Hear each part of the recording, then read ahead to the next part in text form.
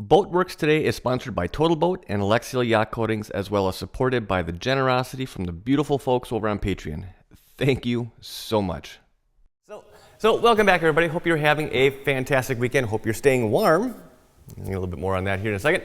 My name is Andy with Boatworks today, and this week I'm going to be perfectly honest. I just spent pretty much this whole week getting ready for winter. When you live in a cold climate, I mean, I'm in northern Wisconsin, literally like right on Lake Superior. And when you start waking up to frost on the ground, that kind of lights a fire into your shorts to, winter's coming, whether you're ready for it or not. So just a real quick backstory before we actually get into the meat of this video here. Now, the past few years up at our house have been slowly having to redo the heat in there because when the idiot first put it in, I did not know what I was doing, right? So ever since day one, it's never really worked. It was never to the point where we could even leave for a weekend without essentially things starting to freeze up. So over the past few years, we've been slowly kind of basically having that all corrected by or with someone that does this for a living. And let me tell you, it makes a pretty big difference. So the last part of this puzzle was basically getting all the heat rerun for our upstairs, which is what we did this past week. My heating guy called me up on Monday and said, hey, we can be there tomorrow, and if you can help, you'll save quite a bit of money. So I thought, I like saving money. We got it turned around real quick, and it is beautiful. It's done, top to bottom, everything is done. So now, and then there's another motivation behind this, or I guess motive behind this. I got to make the appointment still, but anticipating that this December I'm going to be going in and be having shoulder surgery, which means that in the past, up at our house, we've always been heating with wood. Well, after I get the surgery on my shoulders, I'm not going to be able to haul any wood back and forth. So we're going to have basically a heating source in-house that just works. So that's really the big reason why we did that. So for this week, because I didn't really have any time in the shop at all, I thought it would be a helpful thing to do to actually put together kind of like an FAQ, because when I wasn't here, I was basically trying to get caught up on emails and doing comments and that kind of thing. And there was basically a consistent pattern of the same kind of handful of questions that kept on coming up over and over and over. So, and I don't anticipate that stopping because, I mean, honestly, these are all questions that I've answered in the past, over different videos, but they've never all been in like one spot. So that's what I'm going to be doing in this video, and I am going to have down in the description, I'm going to have everything time coded or time stamped.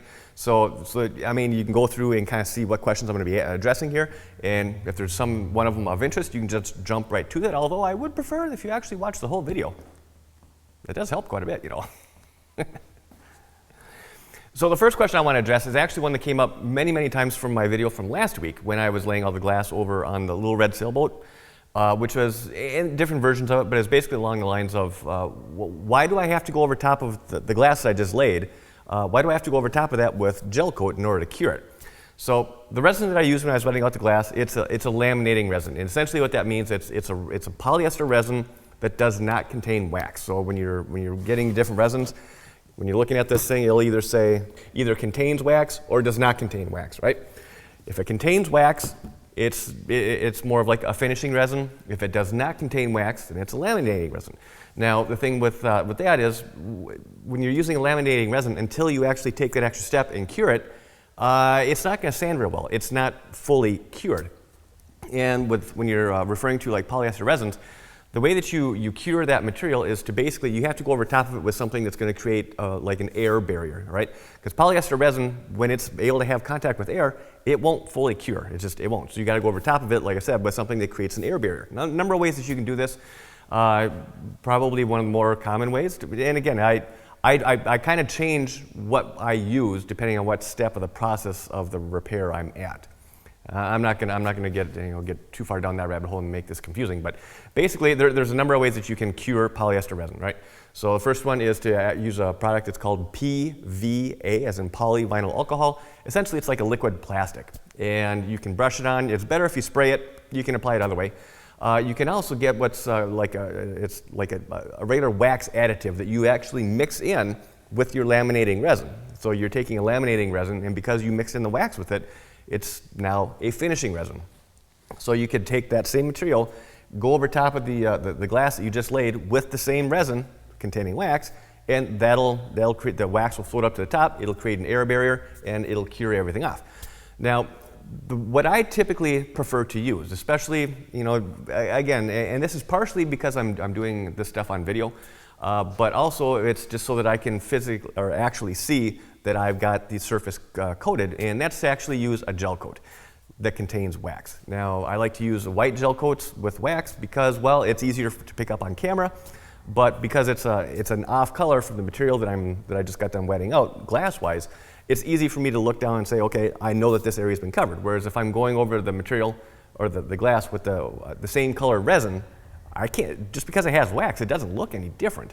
So it's not always easy to see if I got an area coated or if I did not. Now, that's not the only reason. That may sound a little bit, kind of weak as far as an argument, but the main reason I like to use gel coat is because it's a thicker resin, right? So when you're going over and you're coating, in this case, chop strand matting, because gel coat is a thicker material, it kind of helps to fill in the texture and the weave of that glass. So essentially, you'll be able to go from a rough surface to a nice smooth surface with less sanding, because some of that build has already been, taken care of or taken up with the gel coat. So that's pretty much what I prefer to use.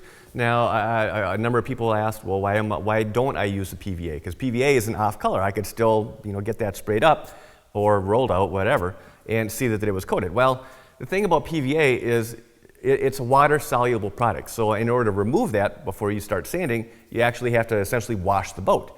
Now, if you're doing this outside, I guess it wouldn't be such a big deal, but if I'm doing this inside the shop, I don't want to have that, PVA, when it gets wet, it just basically runs right down all over the floor. I don't want to turn my entire shop floor into like a fly sticky trap, right? I mean, because that's what'll happen. All the PVA, it'll dissolve into the water hits the floor, water will evaporate, and then I'm gonna be left with a sticky mess on the floor, and I don't want to deal with that. So for me, what works best, and what I generally recommend to people when I'm working with them over on Patreon, is generally speaking, I try to urge people to use gel coat just because it's easy to see that you got the coating on. It helps you, I guess, time-wise, getting a smoother surface faster, and it's just, I don't know, it's just my preference. Now, another question that comes up basically every time I use this thing is, what sander are you using? And this question changes depending on which sander I am actually using, but it came up quite a few times last week. So the sander I'm using, or that I used last week, it's made by Festool. Again, it's one of those brands you either love them or you hate them. I was a skeptic until I started using them, and now I'm 100% sold. So I mean, take that for what it is. But it's the Festool. It's the RO150. Now, one of the unique things about this sander, at least that's been different about every sander that I've ever had in my life, is that this has a setting to basically actuate the head two different ways, right? So the first way is as a typical just random orbit. So it randomly vibrates back and forth, as well as it slowly spins. Now, the other setting that this thing has is basically, and it's what I typically have it set on almost all the time, which is essentially it's a direct drive rotary type motion. So the head, rather than vibrating back and forth at all like it does on random, it just spins. Think of it more like a slow speed grinder that has built-in dust collection. And the dust collection, and that's one of the things that Festool is really, really known for. This isn't a paid ad or sponsorship, anything like that. I don't get anything from them. But as you know, I am a big proponent of trying to keep dust down as much as possible, even if it takes you longer to get a task done. And Festool, by far, has that trophy hanging up in their closet, more so than any other brand that I've ever worked with. Now, are there other brands that have these same kind of features? Yeah, I believe so. One that comes to mind, I think Bosch. I think Bosch does, and well, I don't know. But I know that they're not the only ones that have something like this. But I don't have any hands-on experience with them. I don't know if they work as well, better, or worse. The only comparison that I have is this compared to my old Fine, F-E-I-N sander. And that thing, while it was a beast to work with. I mean, that thing will, basically run your arms off your shoulders. And the dust collection was okay. Didn't hold a candle to this. So the sander that I use on here, at least that I was using last week, it was the RO150. And when I'm doing some more like heavier grinding, then the sander that I'm going to be using there, I don't even know why I'm mentioning this because you can't buy it anymore. They discontinued it. But again, it's another Festool, but it's their RAS 115, the RAS 115. But they discontinued it, unfortunately. You might be able to find it used. It had another one of those things where it kind of has built-in dust collection, and it works okay. I'm guessing maybe that's why they discontinued it. I don't know. But for what it is, the thing worked like a champ. But again, unfortunately, it's no longer available. This next question, it doesn't matter what I'm doing in the video or how well the glass layup turns out, it always comes up, which is why aren't you using peel ply? Peel ply. Here's why. So if you're not familiar, essentially peel ply, it's another fabric that you lay over top of your wet glass, and then you wet that out with more resin, and it creates, you know, kind of like a natural tooth on the surface, so that, you know, the next morning or the next week, whenever, you peel that off, peel ply, you peel that off, and basically you're left with another laminating surface that's already smoothed over and kind of textured a little bit, and it's essentially ready to go. So the reason I don't use them or use that product, and there's nothing wrong with it. I just want to lay that one up front. There's absolutely nothing wrong with it. It does what it does very well. It's just for me in my workflow and kind of my reasonings here, I choose not to use it. Now, the main reason I don't want to use it is because, one, it's another added expense. It's another product that you have to buy, and it's a one-time use item. So I mean, basically, you use it once and you throw it away. It's like a disposable brush, except it's not quite as cheap as a disposable brush. So that's kind of the main one. I just don't want to spend the money on the added cost of the material. And the other reason, and you can call me, you know, the weird little boat hippie, whatever you want. I don't care. I got my big boy pants on. But it's just, I don't want to have to add more crap that's going to be going into a landfill. And that's just my personal choice. Nothing against anybody that wants to use it. I mean, like I said, it does what it does very well.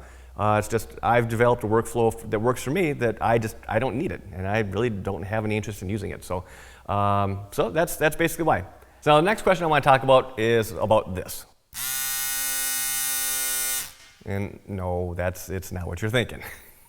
But the question that always comes up is, well, what is it that I'm using for cutting all my fabric? Now, you see me in a number of videos using this to basically when I'm cutting 1708, and it's basically electric scissors. And I got these from Jamestown.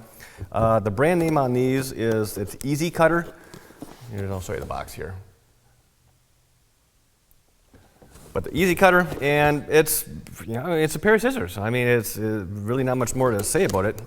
What you get in the box is basically you get the actual scissors themselves. You get a couple different cutter heads, the battery, a charger, and as well as like an adapter so you can actually plug it into a wall if you're going to be doing a crazy amount of cutting in a particular day, where basically one battery charge isn't going to be enough.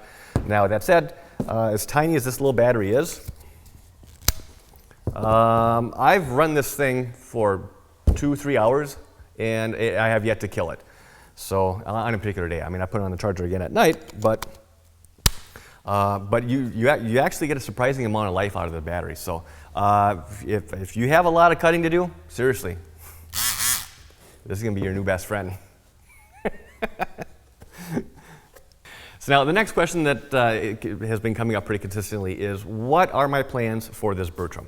Now, this is a project I'm going to be getting back on here probably about the first week of October. I want to get this the paint demos done on this little red boat. I'm going to get those finished, and then I'll be able to switch gears and hop back on the Bertram. Now the Coosa has come in, so we're all set and ready to go.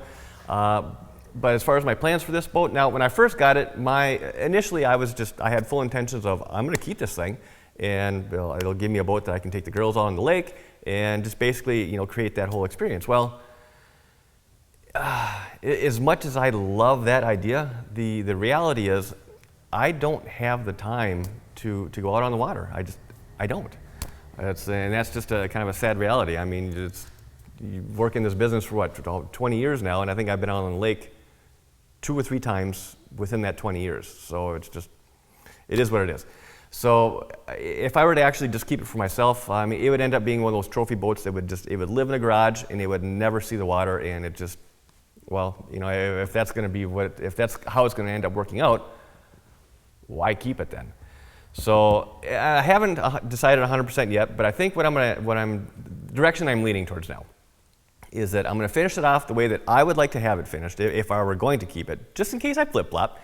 But then when it's all said and done, if I'm still kind of in this same place of I'm just not going to have the time to use it, then I'm going to be putting it up for sale. And you know, I'm not getting any younger, and you know, I'm at the point in my life now where I need to start thinking about you know, my girl's getting older, finances. Well, you always keep thinking about finances, but I think you know what I mean. You know, I'm not looking to be able to keep working here as hard as I am for the next 30 years. So the prospect of hopefully someday being able to kind of slow down a little bit is pretty appealing. So that boat, if I sold it, it could do a number of things financially for us. So, I mean, it potentially, by the time when that time comes, it could possibly pay off this shop. So that's a big thing to consider. So as of right now, that's the direction I'm leaning, and it would potentially be ready for listing sometime next summer. That's the direction I'm leaning towards now. Again, that may change, but as of now, I just see that you know, this boat, it would be too big of a stepping stone, you know, for other areas in my life. So that's where I'm leaning. And again, you know, take a step back and kind of think about this for a second. If I really wanted to, I can find another boat just like this, beat up, and just basically flip it around again. So I mean, this isn't you know, a once in a lifetime opportunity. I can do this again. So that's kind of the direction I'm leaning. But like I said, we'll see. Now, this last one I suspect is going to be a little bit of a hot topic, which is, and this is something that I've basically shown since day one of starting, when I started this channel, which is when I'm doing a lamination, when I'm laying up the glass. Why do I always start with the small pieces first and then work up in size? You know, there are publications out on the internet saying that basically you should do the exact opposite. Well, why is it that I'm showing the complete opposite of what this other publication is showing? And to be perfectly honest, it's because it just doesn't make sense to me. I mean, straight up doesn't make sense. Now, hear me out. Now, the way that I've always shown, you know, starting small and working up in size. Say, for example, you're patching a hole, you know, on a surface, right? Now, when if you're starting small, your first patch is going to be just a little bit larger than the actual hole itself. Then every piece beyond, you know, going on top of that gets larger and larger and larger. Now, when you do it that way, every single layer of glass is making contact to the surrounding area. Okay. Now, when you kind of flip that and you look at it the other way of starting large and then working your way, you know, down in size, that the entire laminate is all going to be based, or I should say the strength of that bond is relying on one single layer only. I mean, granted, and I'll address it here in a second, but it is, you know, covering a larger surface area on that first initial patch. But I mean, if that first patch, for whatever reason, you know, whatever reason it may be, if that one were to, you know, peel back, let go, whatever, then the entire laminate fails. Whereas if you start small and you work up in size, every single layer is making contact with the hull. Now, when you're typically doing a layup, you're doing, you know, essentially what I call wet on wet. So, you know, and that's, so when all the layers are actually down, even though each layer is only making, I guess, a small amount of contact overall, but when you're doing wet on wet on wet, all those layers become one single solid laminate. So, I mean, you're still covering, at the end of the day, you're still covering the same amount of surface area, you know, bonding-wise, but it just, it works out, to me, it works out so much easier. I mean, it's less fairing, it's just faster sanding, it's easier for me. Now, again, looking at it, you know, starting large and working down, again, like I said, it just doesn't make sense. You know, at the end of the day, though, either way that you approach this, you're going to be perfectly fine as long as your area is correctly prepped, it's clean, and you actually, you know, the resin was catalyzed. I've seen that happen. As long as the steps themselves are done correctly, whether you start small and work up or you start large and work down, at the end of the day, as long as each of the steps are done correctly, it's not going to make a bit of difference. But for me personally, I think you get a better result starting small and working up again, just because every single layer is going to be making contact crazy folks, is that every single layer is going to be making contact with the surrounding area. Whereas working large and working down, that entire laminate, the entire bond is basically limited to how well that very first layer went down. So that's kind of my logic. It's never failed me. So, but anyways, that's my answer, because that's something that comes up quite a bit, and it's a lot to type, especially over and over and over. So again, going forward now, when I start to get some of these same questions, now I've got a video that I can refer this to. So on that note, I think I'm gonna wrap this up because I don't want to, I guess bombard you with too much talking. I already know I'm gonna get comments about that as it is. So it is what it is. Sometimes you gotta do videos like this. So on that note, I hope you enjoyed this. I hope you found it interesting and helpful. And if you did, hit that thumbs up button. If you're not already subscribed, hit that subscribe button and the notification bell. Truly appreciate it. Thank you in advance. If you have any questions, comments, feel free to leave those down below. I will be, again, monitoring comments here for the first 2 hours on Sunday morning. Videos come out Sunday mornings at 9 a.m. Central, and I'll be here basically until 11, and then I check out for the day and try and spend some time with my girls. So if you have any questions, comments, leave those down below. I'll do my best to get back with you. And as always, thank you for your time. Thanks for watching, and I'll see you next week where we will be back on the red boat doing our fairing. So have a great rest of the weekend. I'll see you then. This has been a Boatworks Today production.